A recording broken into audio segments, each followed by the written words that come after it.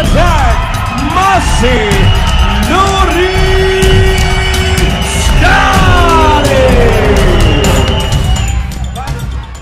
He came into the gym about 7 years ago when he was a bit young and said to me, he goes, "Oh, can I start training?" I said, "Yeah, no problems." He goes, "I want to fight." I go, "Yeah, mate, whatever." And I said, "Well, mate, I'm not even going to look at you unless you train hard." So for 3 months solid, he started hitting the bag. I didn't even look at him in the gym.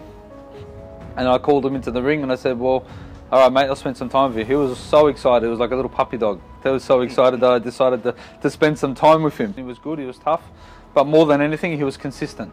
His ability to not want to give up was just phenomenal. And it was probably second to none. And I said, "Well, okay, well, I'll get you ready for your first fight."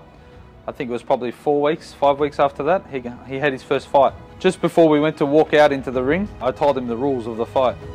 I said, "Maseh, we're now fighting with knees." He goes, "What do you mean, brother?" I go, "We're fighting with knees." "Okay, James, no problems." So we learnt a few moves in the back room. Maseh walked out and knocked his opponent out cold in his first fight. Came back in the room, hugged me, and that's where the road started with Maseh, basically. And from that point on, he's had 35, 36 fights.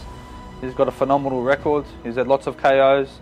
He's had his ups and downs, and he's had his few losses here and there, but he's lost to world-class fighters, and he's won to world-class fighters. You had a very good win. I think James still actually gave you a good bollocking on the way back, didn't he? Yeah, of course. Now, James loves doing that. We've got a rule, you know. James and I, we understand each other. We've got a good understanding. We say, you know, James always said it, and I completely agree with it. You know, the day he doesn't pick on anything that I've done is the day that I should walk out of this gym and not come back. Let me tell you, that's not going to happen. Not with James. Yeah, my last show, Rumble in the Jungle, number 30 at Tapcool Park in Melton. Straight after I finished packing the venue up, I jumped into the car and the first phone call was him. Yep. Asking him why didn't he do what I told him.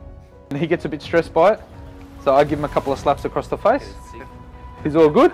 He does what I tell him and everybody's happy, you know, and he wins the belt.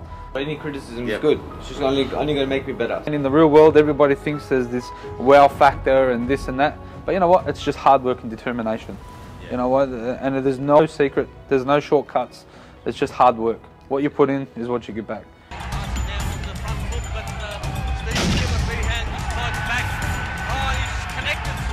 Uppercut, left, Nuristani now starting to open up, big body kick, Nuristani